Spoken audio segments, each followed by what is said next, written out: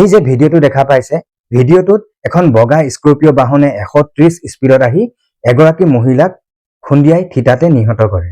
তাৰপিছত এই ফটোখন আপোনালোকে দেখা পাইছে, ফটোখনত মাক আৰু জীয়েকৰ ফটো, আৰু এই ফটোখন আৰু গাড়ীয়ে খুন্দিয়াই নিহত কৰা যি ঘটনা, সেই ঘটনাৰ কানেকশ্যনটো শুনিলে আপোনাৰ গাৰ নোম শিয়ৰি উঠিব। আপোনালোকে ভাবিবলৈ বাধ্য হ'ব যে এনেকুৱাও ঘটনা ঘটিব পাৰে নেকি। এই ঘটনাটো ৰাজস্থানৰ জয়পুৰত। এই ফটোখনত দেখা মহিলাগৰাকীৰ নাম হৈছে নীৰজ শৰ্মা আৰু জীয়েকজনীৰ নাম হৈছে আয়ুষী শৰ্মা।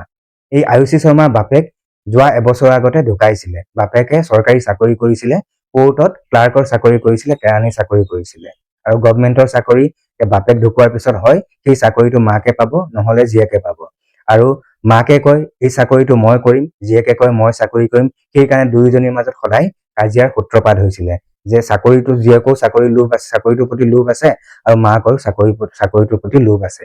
সেইকাৰণে জীয়েক আয়ুষী শৰ্মাই ভাবিলে যদি মই চাকৰিটো পাব লাগে তেনেহলে মোৰ মাক মই এই পৃথিৱীৰ পৰা নাইকিয়া কৰিব লাগিব। সেইকাৰণে আয়ুষী শৰ্মাই এটা প্লেন কৰিলে, নিজৰ পেহাকৰ পুতেকৰ লগত আলোচনা কৰি 7 লাখ টকাৰ এটা ঠিকা দিলে নিজৰ মাকক হত্যা কৰিবলৈ।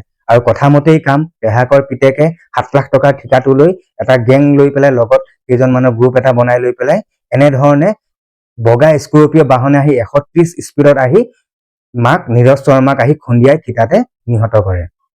প্ৰথমতে সকলোৱে ঘটনাটো এটা দুৰ্ঘটনা বুলি ভাবিছিলে, এটা এক্সিডেণ্ট কেছ বুলি ভাবিছিলে। কিন্তু যেতিয়া আয়ুষী শৰ্মাই কান্দি কান্দি নিজৰ মোমায়েকক ফোন কৰিলে যে মোৰ মা আৰু এই পৃথিৱীত নাই, তেতিয়া মোমায়েকৰ সন্দেহ হ'ল।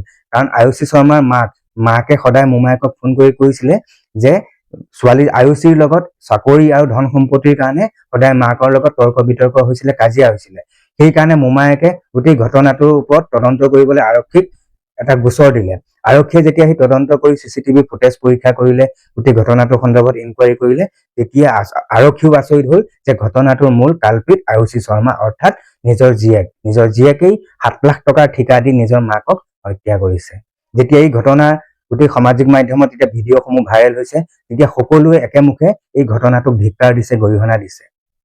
এগৰাকী মাকে নিজৰ সন্তানক ডাঙৰ দীঘল কৰিবলৈ কিমান কষ্ট কৰে, কিমান সংঘৰ্ষ কৰে, কিন্তু সেই মাকৰ কষ্ট আৰু সংঘৰ্ষ এই ছোৱালীজনীয়ে বুজি নাপালে। সেইকাৰণে এই ছোৱালীজনীৰ কঠোৰৰ পৰা কঠোৰতম শাস্তি হোৱাটো সকলোৱে বিচাৰিছে।